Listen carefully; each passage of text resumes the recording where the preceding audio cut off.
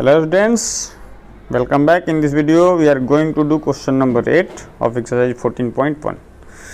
जैसा कि मैं बताऊँ स्टैटिक्स बहुत ही इजी है, अगर आप ध्यान से पढ़ो इसमें सब कुछ दिया रहता है, थोड़ा सा लॉजिक लगा के और आंसर आ जाता है। ठीक है, ये हमारा पॉजिटिव पॉइंट रहेगा एग्जाम पॉइंट ऑफ व्यू से। एग्जाम पॉइंट ऑफ व्यू से this chapter will going to make you, मतलब आपको थोड़ा सा आगे ले जाने में ये चैप्टर सबसे ज़्यादा हेल्प करेगा। ठीक है, तो ये बात भूलना नहीं है। अभी हम क्वेश्चन देखते हैं। Class teacher has the following absentees record. 40 students का अब्सेंटीज रिकॉर्ड यहाँ पे दिया हुआ है। अब्सेंटीज मतलब नहीं आए। ठीक है, find the mean term of days students was absent. अब यहाँ पे 40 का दिया हुआ है ना, तो अब ये पूछ रहा है कि मीन मतलब एवरेज कितने लोग अब्सेंट रहते हैं। तो ये देखो 0 से 6 दिन तक 11 स्टूडेंट, 6 से 10 दिन 10 स्टूडेंट, 10 से 14 7 स्टूडेंट, 14 से 20 4 स्टूडेंट, है ना। ऐसे करके सारे दिए हुए हैं वैल्यूज।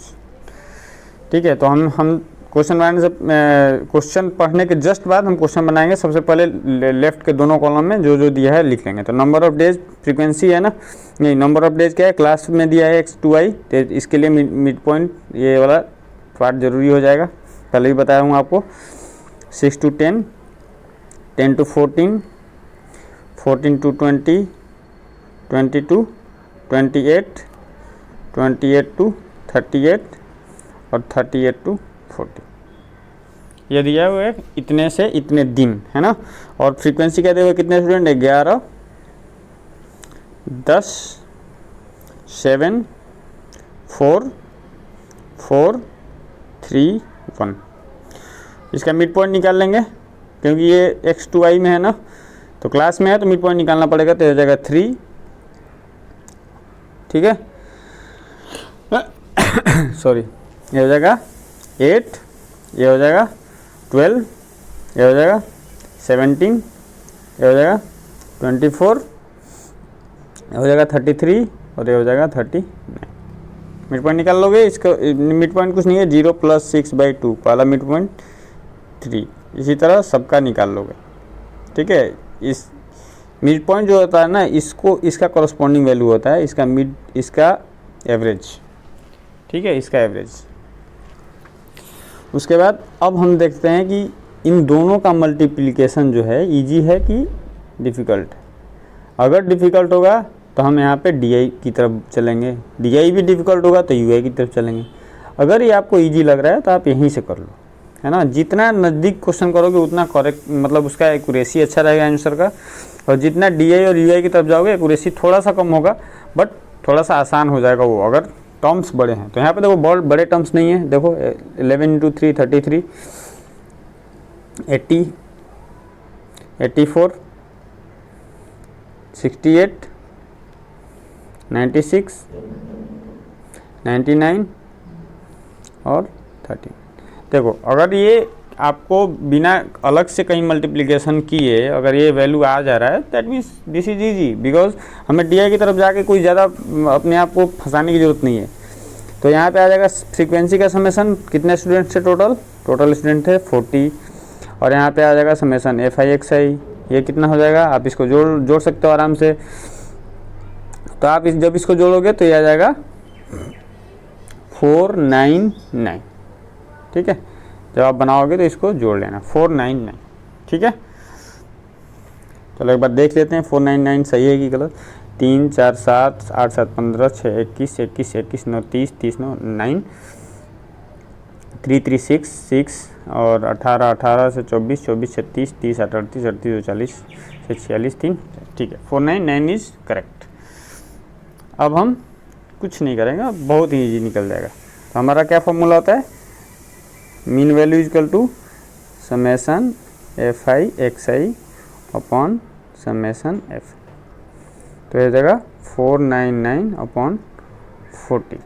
ठीक है, तो कितना हो जाएगा आप देख लो।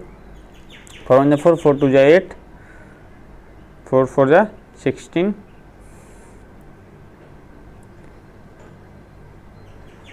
124.75 ये आया।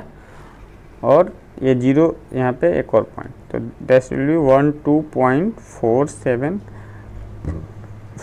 This will be the answer.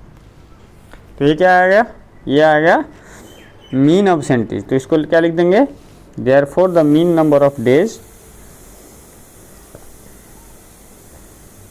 Therefore the mean number of, मेरा थोड़ा राइटिंग सही नहीं है, इसको माइंड मत कीजिए आप लोग। Student was absent, a student was absent equal to 12.475 और इसको लिख सकते हो 12.48। अगर 5 से बड़ा अगर ये है तो इसको हम ऊपर वाला वैल्यू लिख देते हैं, ठीक है। तो ये हो गया आपका आंसर।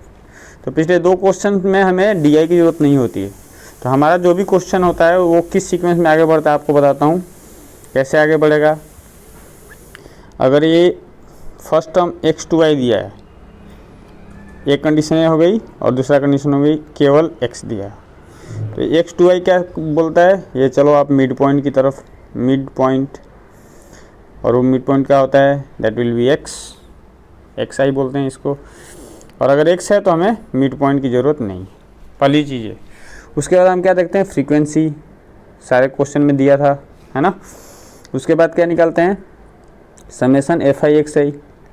अगर ये बड़ा होता है, क्या बड़ा होता है, ये नहीं, अगर xi बड़ा होता है, मिड पॉइंट जो बड़ा होता है, तो हम क्या निकालते हैं, तो हम आते हैं di, और di बड़ा होता है तो हम क्या निकालते हैं, ui।